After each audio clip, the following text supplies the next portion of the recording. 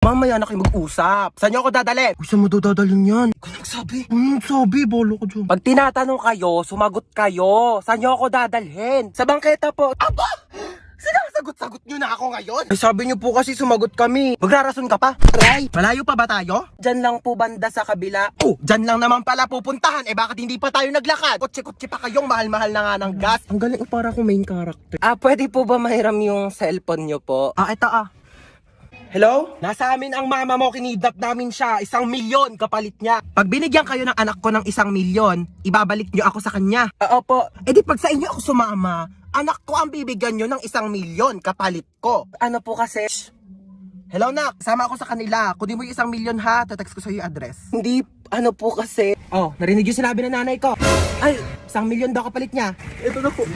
Dali pala kayong kausap eh. Ikaw muna magbayad ang utang ko doon sa mga kumare ko ha. Sasama muna ako sa kanila. Bye!